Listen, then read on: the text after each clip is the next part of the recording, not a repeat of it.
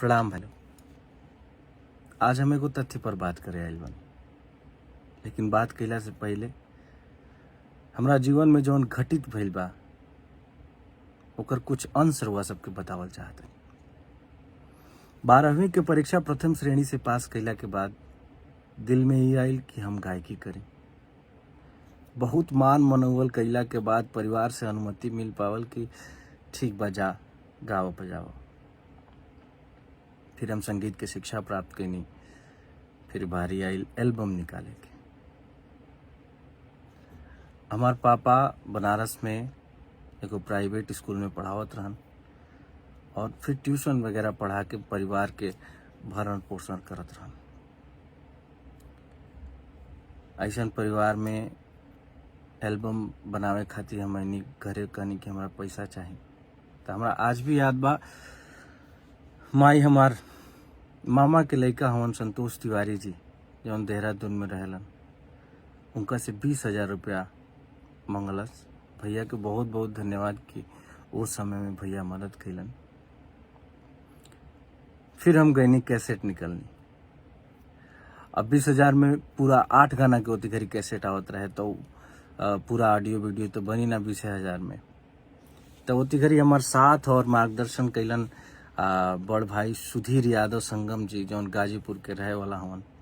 हमनी के 4-4 गाना के कैसेट निकलनी जा। कैसेट के नाम रहे माई आके रक्षा करी। अब कैसेट तो बन गई।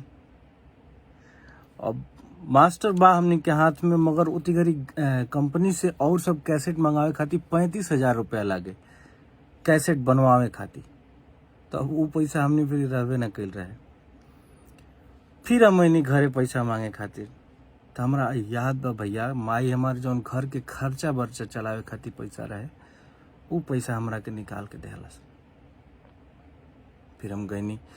अब 35,000 तो रहे ना हमने। फिर बनारसी में लोकले से एगो प्रदीप जी हवन, उनका से कैसेट बनवनी जा। भगवान जाने ओकरा बाद माई हमार घर के खर्चा वर्चा कैसे चलैले हुई। कैसेट बनवा लेनी जा। अब कैसेट के दुकान पर लेके जाई जा तो केहू रखे खातिर तैयारे ना, जे रखे भी तो कहे कि रख दो जा, जब बिचा जाता आके पैसा ले जा। फिर हमने के का करनी जा कि घूम घूम के नवरात्र के टाइम रहे, हर पंडाल पर कैसेट देवे लगनी जा कि ले जा भैया, खाली बजाए जा, पैसा मत दिए जा। ई आलम रहे कि एगो पंडाल वाला तो कलस कि हाँ द कैसेट तार बजाई, मगर ओकरा हमरा के खर्चा पर नहीं देवे के पड़ी। कैसेट बांट देनी जा। जितना पैसा लगा रहे सब डूब गई, 1 रुपया ना आई। फिर हम कौन मुँह लेके घरे अती पैसा मांगे खातिर। फिर हम रहे लगनी हो जे स्टूडियो पे, जौन स्टूडियो से रिकॉर्डिंग भी रहे, गांधी स्टूडियो से। फिर हम मुझे संतोष भैया बहुत प्यार दिलन, मुझे रहे लगनी। राजा भैया उजे रहन, उनका से सीखी, सेवा करी, बहुत कुछ सीखे के मिलल। फिर वैसे ही पैसा वैसा जुगाड़ के एगो और एल्बम निकलनी जा। वैसे ही साझा में, जना में पवन परदेसी जी भी रहन। एल्बम के नाम रहे देवघर के दबंग भोलेनाथ। वो ना चलल। हताश हो गए नी हम, समझ में ना आवत रहे का करी। फिर एक बार हिम्मत जुटा के घरे आईनी, कहनी कि एगो लोकगीत निकाले के बाद कैसे हूँ पैसा के जुगाड़ हो जाता। फिर हमारे पिताजी कैसे हमरा के पैसा दिलन ये हम बतावल नहीं चाहत, मगर हमरा के पैसा मिलल। हम जाके एल्बम बनैनी मन माने ना। ऑडियो तो बन गई, लेकिन वीडियो बनावे के पैसा ना रहे।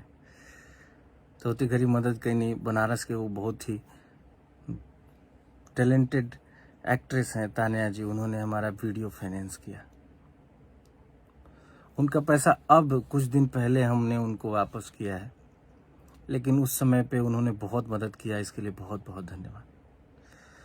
अब कैसेट तो बन गई, ऑडियो वीडियो दोनों बन गई, लेकिन वह काम फिर कि 35,000 रुपया फिर से रिलीजिंग खाती, वो पैसा ना जुट पायल होती घड़ी, और एल्बम वो आज तक ना आयल। फिर अब समझ में ना आवत रहे कि अब का कल जाओ। फिर हम राजा भैया से कहनी जौन वहाँ रिकॉर्डिस्ट रहन गांधी स्टूडियो में, हम कहनी कि हमरा के रिकॉर्डिंग सिखा दो। अब तो आगे पढ़ाई उढ़ाई छुटिए गई बा, संगीत की डिग्री बा हमरा भी तक कभी, अब देखल जाए हमरा के अभी रिकॉर्डिंग सिखा दें रुआ के कि हम रिकॉर्डिस्ट बन जाए। ऐसे ही जिंदगी कटे लागल। तो फिर अचानक से एगो गाना आयल रहे जौन के नाम रहे शीशे का था दिल मेरा, बहुत वायरल भेल रहे गाना। तो हम वो गाना लेके, पैसा तो रहे ना हमरा फिर, वो गाना पर एगो भोजपुरी गाना लिखनी हम जौन के नाम रहे लप लप करे कमरिया दिलवा में का दो होला का तू जान लेबू। अब इतना लगातार असफलता के बाद लोग ही कहल हमरा से कि बाबू भोजपुरी में अगर नाम करे के बाद तो थोड़ा बहुत अश्लील इन द सेंस कि थोड़ा चटक पटक गाना गावे के पड़ी। हम कहनी ठीक बा। वो गाना लेके गईनी हम, आशीष वर्मा भैया नया नया स्टूडियो खोले रहन गरीब बनारस में तेलिया बाग में। हम गईनी भैया भी कहनी कि देखी भैया पैसा हमरा भी नहीं खे, मगर ये पर हम गाना गावल चाहते नहीं। भैया के बहुत बहुत धन्यवाद कि भैया कलन के अरे पैसा कहे हो चला गवा तनी। भैया ट्रैक बनैलन, गाना गवैलन हमरा के, गाना अच्छा लागे लागल। का तू जान लेबू का तू परान लेबू। फिर का कहनी हम कि वो तिगरी चिप के जमाना रहे, डाउनलोडिंग सेंटर रहे हर बाजार में। तो हम पेन ड्राइव में गाना लेके हर जगह हर डाउनलोडिंग सेंटर पर घूमे लगनी और कहीं कि भैया ई केहू भी आई ना तो ओकरा मोबाइल में डाल दे। बहुत जगह हमने के जाके देनी जा गाना धीरे धीरे रिस्पॉन्स के अच्छा लागे लागल लोग के, लोग धीरे धीरे जाने लगल। वही क्रम में हमार मुलाकात अखिलेश शर्मा जी से भइल, ऋषभ मिश्रा जी से भइल, धीरू यादव जी से भइल। धीरे धीरे लोग बहुत सपोर्ट कई। फिर गाना आयल, सतीश राय जी ने बहुत सपोर्ट किया। फिर गाना आयल कि करुआ तेल, लोग बहुत ज्यादा प्यार दुलार आशीर्वाद दिलस। फिर रउआ सबके प्यार दुलार आशीर्वाद के बदौलत हम मुंबई गई नहीं फिल्म इंडस्ट्री में। सासाराम के केला भी एगो गाना आई रहे। मुंबई गईला के बाद जब हम देखनी कि हमनी के अश्लीलता के बदौलत जौन हमनी के गाना गावत नहीं जा ओकरा बदौलत भोजपुरी के बहुत शर्मिंदगी के सामना करे के पड़ता हमनी के खुद के बाहर के इंडस्ट्री में। जैसे मुंबई गईला के बाद भोजपुरी नाम सुनते तो कैसे ऐसे नाक सिकोड़ लसन भोजपुरी में काम करते हैं। तब हमरा समझ में आई कि जब हमार भगवान स्वरूपी जनता हमके इतना प्यार दुलार आशीर्वाद दे के एजा मुंबई तक भेजले बा, तो हमार दायित्व बनता कि एकरा के सुधार के दिशा में कुछ कार्य कल जाओ। ओ दिशा में फिर भैया हमरा मन में इजागल कि हमनी के धीरे धीरे ही क्रमिक ही लेकिन सुधार के आवश्यकता बा। हमनी के गाना बनेनी जा दर्द दिल के एल्बम के नाम रहे।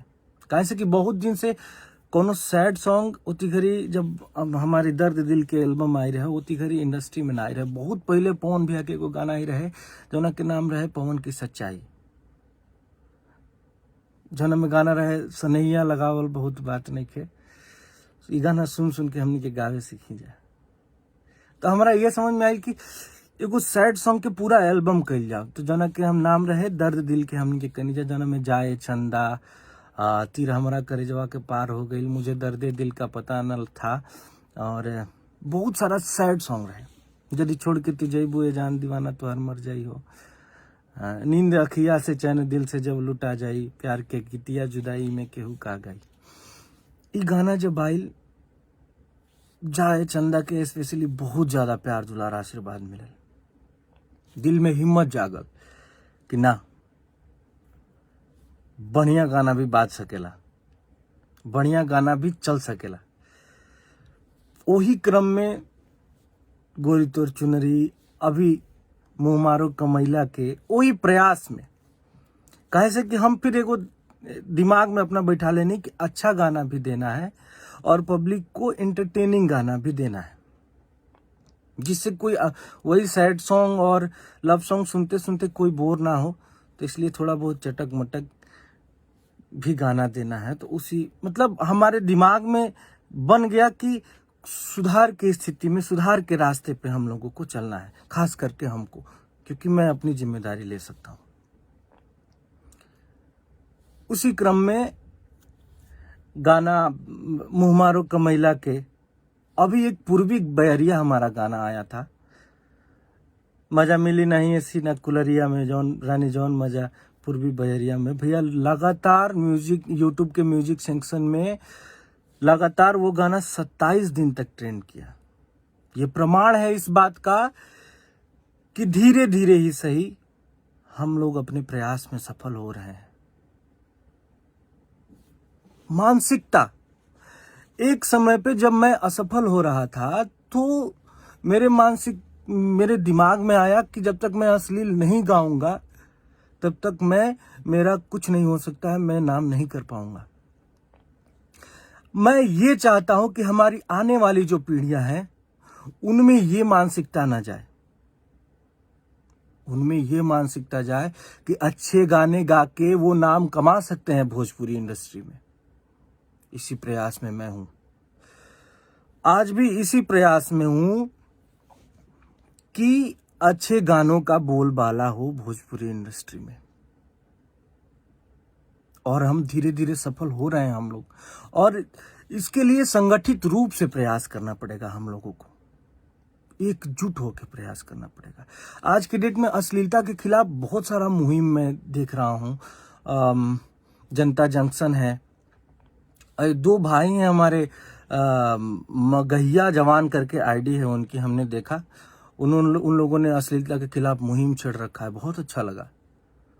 उन भाइयों ने हमारे ऊपर भी वीडियो बनाए हैं, हमारे पुराने गानों को लेके हमें कुछ अपशब्द भी कहे हैं, लेकिन हमें बुरा नहीं लगा, क्योंकि अगर अच्छाई का श्रेय हम लेते हैं तो बुराई की भी जिम्मेदारी हमें लेनी ही पड़ेगी। लेकिन उन भाइयों से ना इतनी सी थोड़ा दुख लग गया कि वो हमारे पुराने गानों को उठा के हमें अपशब्द तो कह दिए, लेकिन फिर उसके बाद हमारा लक्ष्य नहीं देखे, किस सोच को लेके हम आगे बढ़ रहे हैं, इस बात को वो समझ नहीं पाए। शायद उनकी इतनी समझ नहीं है। फिर भी मैं अपने भाइयों से, और जो भी अश्लीलता के खिलाफ एक मुहिम छेड़े हुए हैं, उन सभी भाइयों से मैं हाथ जोड़ के एक निवेदन करना चाहूंगा कि अगर आप भोजपुरी के अश्लील गानों के ऊपर वीडियो बनाते हैं, उसके खिलाफ बोलते हैं, तो भोजपुरी में जो अच्छे गाने आते हैं उन्हें भी प्रमोट करिए। क्योंकि आप जो वीडियो बनाते हैं भोजपुरी इंडस्ट्री के बाहर के भी लोग देखते हैं। तो अगर आप सिर्फ और सिर्फ अश्लील गानों का ही वीडियो बनाते रहेंगे तो लोग, बाहर वाले लोग क्या सोचेंगे कि भोजपुरी में सिर्फ और सिर्फ अश्लीलता ही है। तो इसलिए आप लोग से कह रहे हैं कि आप अच्छे गानों का भी वीडियो बनाइए, ताकि लोगों को पता चले कि भोजपुरी में अच्छे गाने भी आते हैं। 2 शब्द मुँह मारो कमैला के लिए भी बोलिए, 2 शब्द पूर्वी बयरिया के लिए भी बोलिए। इतना ही रिक्वेस्ट है। बाकी आप लोग बहुत अच्छा कर रहे हैं, और हमारी जनता महान है, हमें जो प्यार देते हैं वो महान है, जिनके प्यार दुलार आशीर्वाद के बदौलत आज हम लोग जो भी हैं सो हैं। ये बदलाव की बयार है, ये बदलाव का समय है। एकजुट के हम लोगों को काम करना पड़ेगा, एकजुट होकर। और आप लोग को मैं बता दूं कि भोजपुरी इंडस्ट्री से बड़ा कोई इंडस्ट्री नहीं है। नियर अबाउट 38 to 40 करोड़ हम लोगों का पॉपुलेशन है। हम लोग अगर चाह जाएं तो हम लोगों की इंडस्ट्री, हम लोग इसलिए थोड़ी हमारी इंडस्ट्री पीछे है क्योंकि कुछ लोग जो उत्तर प्रदेश और बिहार और झारखंड में रहते हैं, वही लोग उनसे पूछेंगे तो बोलेंगे कि मैं भोजपुरी नहीं सुनता हूं।